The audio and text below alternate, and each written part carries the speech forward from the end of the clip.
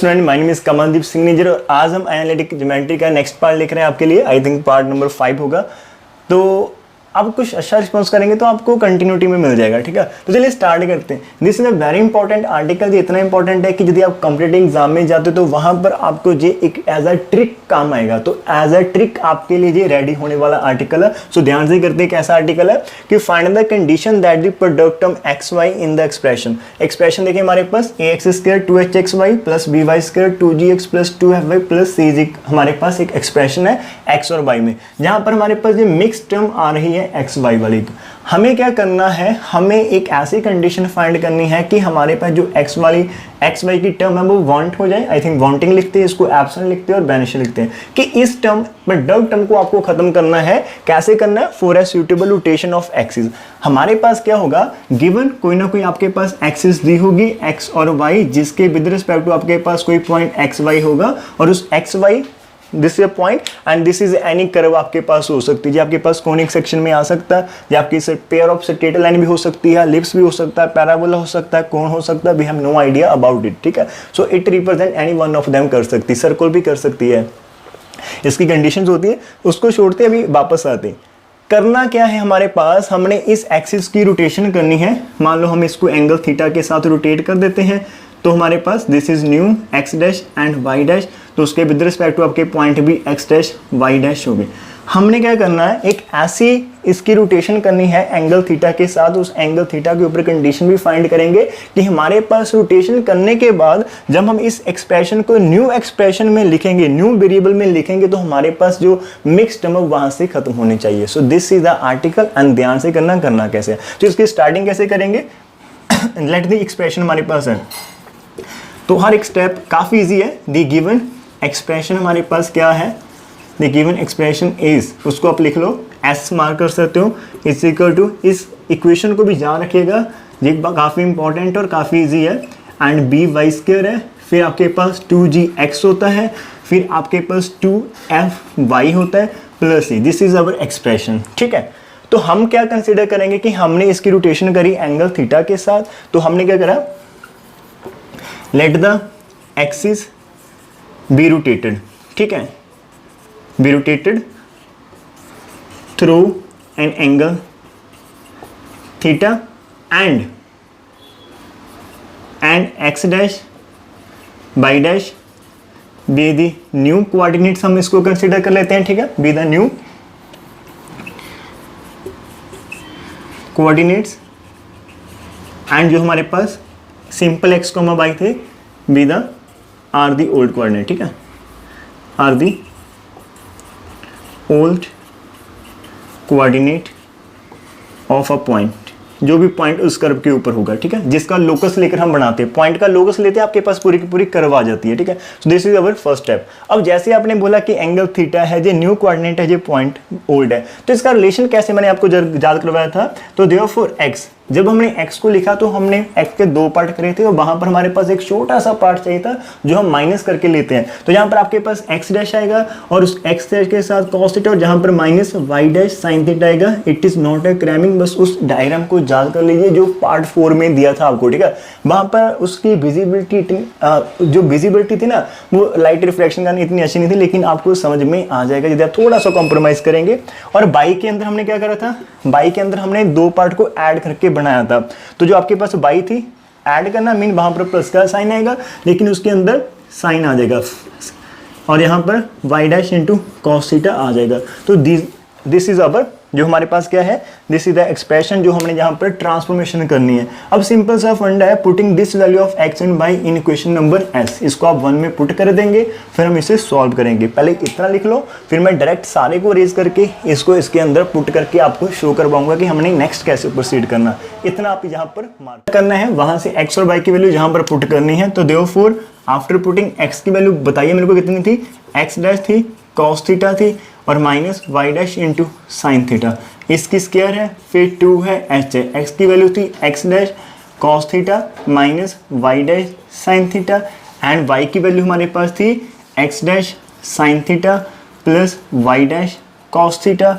उसके बाद आपके पास आता है plus b into y, x dash sine theta plus y dash cos theta की होल स्क्वायर, फिर हमारे पास आता है plus 2g into x x dash cos theta minus, बार बार लिखने से आपको याद हो जाएगा, कभी भी भूलेगा नहीं, एंड प्लस 2f की वैल्यू के साथ y आ जाएगा x dash sine theta plus y dash cos theta plus c। अब ये हमने एक्सप्रेशन एस हमारा जनरेट कर लिया। अब ये हमारे पास क्या आफ्टर ट्रांसफॉर्मेशन हमारा आंसर यही है, ठीक है। दिस इज अवर जो हमारे पास गिवन एक्सप्रेशन था, ये हमारा न्यू एक्सप्रेशन है, लेकिन इसके अंदर हमें मिक्सिंग टर्म नहीं चाहिए। तो इसका मीनिंग क्या होगा, इसके अंदर जो भी मिक्सिंग टर्म बनेगी उसका जो भी कॉफिशिएंट होगा उसको हम जीरो कर देंगे, ठीक है। यदि आप किसी टर्म को खत्म करना चाहते हैं, मान लो मेरे पास एक्स वाई नहीं चाहिए इस इक्वेशन के अंदर, ये कब एब्सेंट होगी, जब इसका कॉफिशिएंट कितना होगा जीरो, बिकॉज जीरो से मल्टीप्लाई करेंगे आंसर जीरो आ जाएगा और वो एब्सेंट हो जाएगी।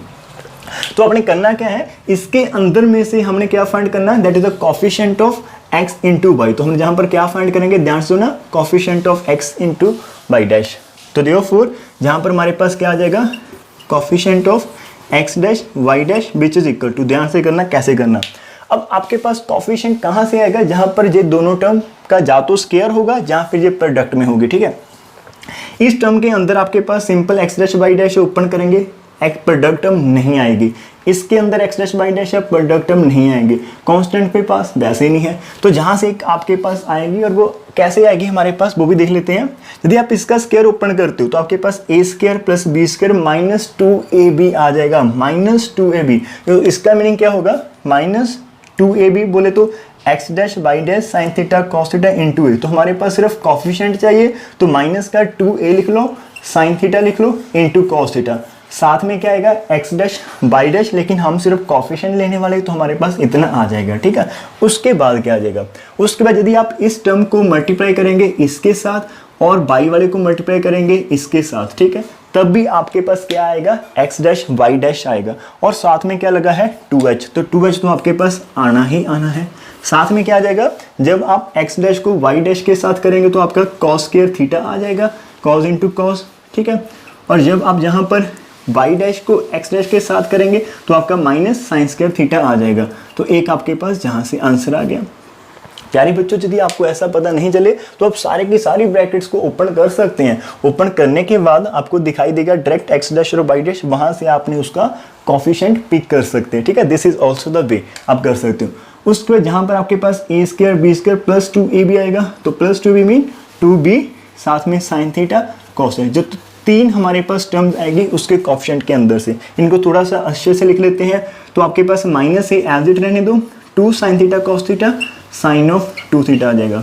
जहाँ पर भी b को एज इट रहने दो तो आपके पास कितना आ जाएगा, sine theta cos theta sine of 2 theta आ जाएगा। जहाँ पर आपके पास 2h है और ये cos square minus sine square कितना होता है, कॉस ऑफ 2 थीटा हमारे पास होता है। और we can write it as, आप इसको कैसे लिख सकते हैं, 2h कॉस ऑफ 2 थीटा, जहाँ से माइनस कॉमन ले लीजिएगा, a minus b into sine of 2 theta, ठीक। आप इसको माइनस को कॉमन लेना चाहते ले सकते, नहीं लेना चाहते कोई बात नहीं, आपको पता चल जाएगा कि हमने माइनस कॉमन क्यों करा। तो this is our coefficient of x dash y dash आ चुका। इसका मीनिंग कि जब हम इसको ओपन करेंगे तो x dash y dash term के साथ ये सारे का सारा नंबर आएगा, लेकिन हमें तो एक्स डैश वाई डैश नहीं चाहिए। इसका मीनिंग क्या होगा कि इसका आंसर जीरो होना चाहिए। यदि ये कॉफिशिएंट जीरो बन जाएगा तो ये एक्स डैश वाई डैश को वहाँ से एब्सेंट करवा देगा। तो हमें जहाँ पर लाइन क्या लिखनी चाहिए, तो हमारे पास क्या है, तो यदि हम इसको for the term the term, अब ये आपके पास टर्म है x dash y dash will vanish. ये खत्म कब होगी, कब, इफ इसका जो कॉफिशिएंट है, if coefficient of x dash y dash is equal to zero हो जाए। दैट इज कब होगा, इसको पुट कर दो equal to zero, 2h cos of 2 theta minus a minus b sine 2 theta is equal to zero हो जाए। That is कब, इफ अब माइनस है एक को दूसरी साइड लेकर जाए तो ये आपका दूसरी साइड आ जाएगा, that is a minus b sine 2 theta is equal to 2h cos 2 theta हो जाएगा। और आप जहाँ से क्या कर सकते हो, अब ट्रिग्नोमेट्री टर्म को एक तरफ कर ले, दूसरे को दूसरी तरफ, इस नंबर को दूसरी साइड शिफ्ट कर दे, कॉस को इस साइड लेकर आए। दैट इज कब होगा, इफ हमारे पास साइन ओवर कॉस, हमारे पास क्या बनेगा tan 2 थीटा, और जहाँ पर 2h है, ओवर कितना आ जाएगा हमारे पास a माइनस बी आ जाएगा। सो इसलिए हमने यहाँ पर माइनस रखा था कि हमारे पास क्या आ जाएगा कि हम सिंपली करेंगे, यदि आप माइनस नहीं करते प्लस करते फिर भी आंसर आपका ऐसे ही आएगा, ठीक है, वो आप एडजस्टमेंट करने के बाद आ जाएगा।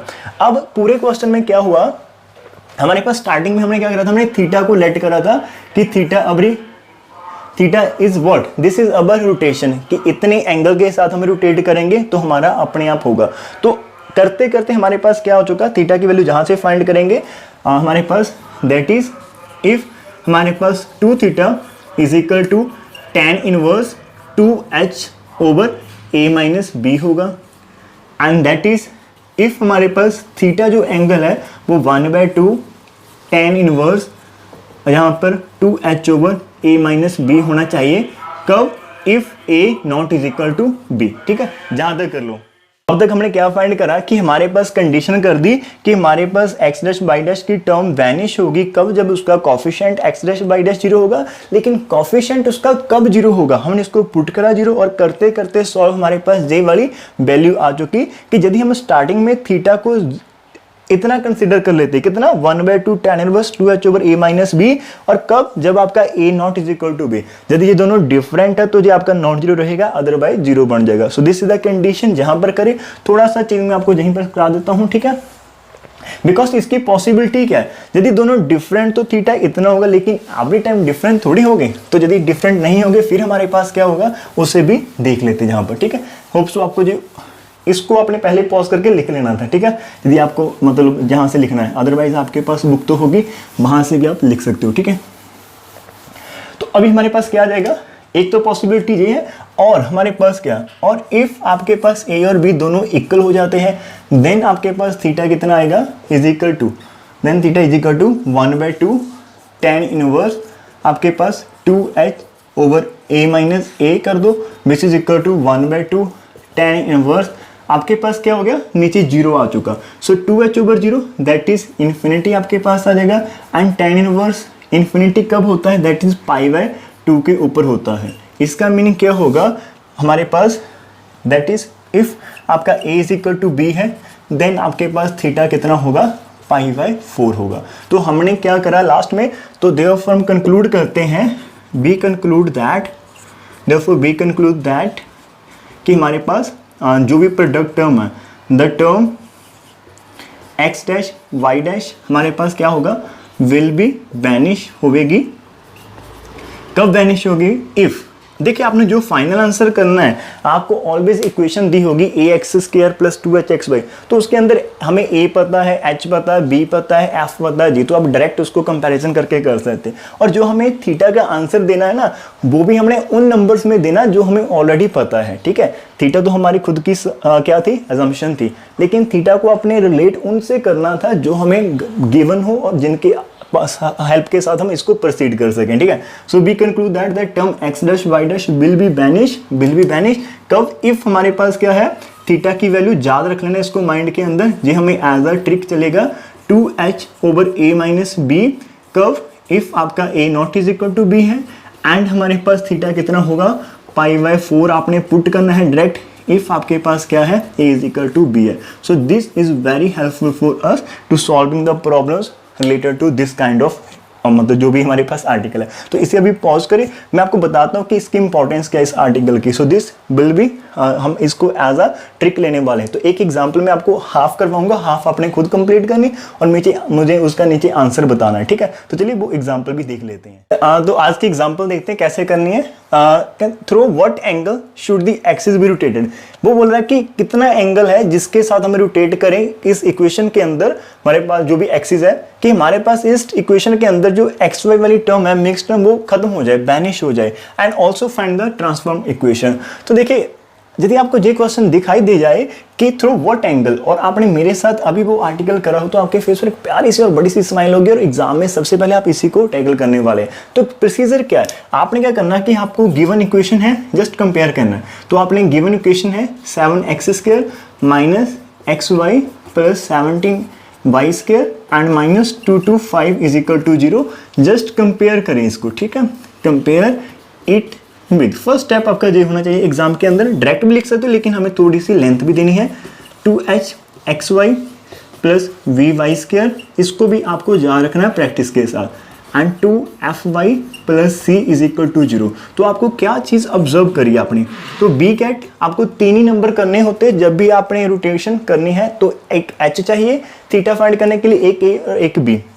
तो अब कंपेयर करिए, एक्स स्क्वायर कितना 13, बी को कंपेयर करिए जो वाई स्क्वायर कोफिशिएंट है, बी तो हमारा कितना हो गया 17 हो गया। तो आप लिखेंगे हेयर एच को करने की आवश्यकता नहीं, here A is equal to B, तो therefore theta is equal to π/4 होगा हमारे पास, ठीक है। तो जैसे ही आपने लिखा कि ए इज इक्वल टू बी है, तो हमारे पास क्या होगा, आप ऐसे भी लिख सकते हो और लिख सकते हो here A is equal to B, तो therefore mix term will vanish कर जाएगी। तो if theta if B rotate, आप लाइन इसको लिख सकते हैं, if B rotate through an angle, if B rotate, उनकी लैंग्वेज के अंदर आंसर देंगे if B rotate through, if B rotate axis, if B rotate axis through an angle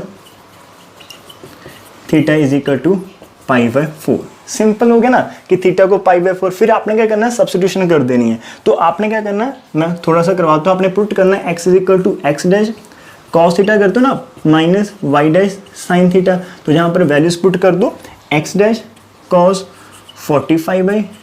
45 degree है एंड माइनस वाई डैश भी है आपके पास sign 45, जहाँ पर 45 की वैल्यू कितनी होती है 1/√2, तो ये आपके पास आ जाएगा x dash minus y dash over √2 आ जाएगा। एंड सिमिलरली आपने y को पुट करना है x dash sine theta plus y dash cos theta, तो जहाँ पर आप लिख लेना थीटा की वैल्यूज π/4 आपके पास आंसर आ जाएगा x dash plus y dash over 2, तो इतना आपके पास आंसर आ जाएगा।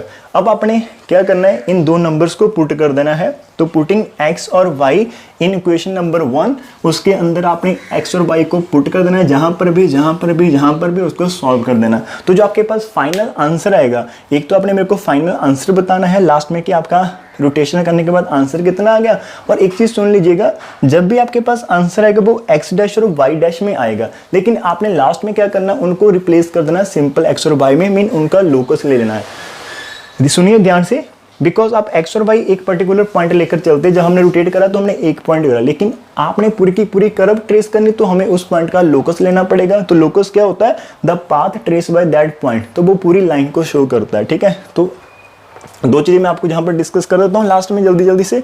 तो आपने इन दोनों को पुट करवाने के बाद क्या कर देना है, इन दो नंबर को, जो भी फाइनल आंसर आएगा उसका आंसर मुझे बताना है नीचे, और साथ में क्या करना है, लास्ट में जाके x डैश और y डैश को रिप्लेस कर देना है सिंपल x और y के साथ। मैं थोड़ा सा फास्ट था बिकॉज मेरा कॉलेज का टाइम हो गया, अभी सिर्फ 15 मिनट है, तो मेरे को यहाँ पर ब्रेकफास्ट कर जाना है, ठीक है। तो चलिए आपके लिए आज के लिए इतना काफ़ी है। तो आप इस तरह के एग्जाम्पल को और भी हम टैकल करेंगे, बस आपका रिस्पॉन्स है। यदि आप इसको शेयर करते हो अपने फ्रेंड के साथ, क्लासमेट के साथ, मीनिंग अच्छे व्यूज़ आते हैं, थोड़े से लाइक आते हैं, 50 लाइक आ जाते हैं, तो मैं इसको कंटिन्यू कर सकता हूँ आपके लिए, सिर्फ आपके लिए। यदि आप इसको प्यार से देखते हो, पूरा का पूरा फुल वॉच करते हो, नीचे लाइक और कमेंट करके मेरे को बताते हैं कि sir we are with you, बस इतना दे दो कि sir we are with you, तो I am here for you, ठीक है। तो चलिए कल मिलते एक प्यारी सी स्माइल के साथ।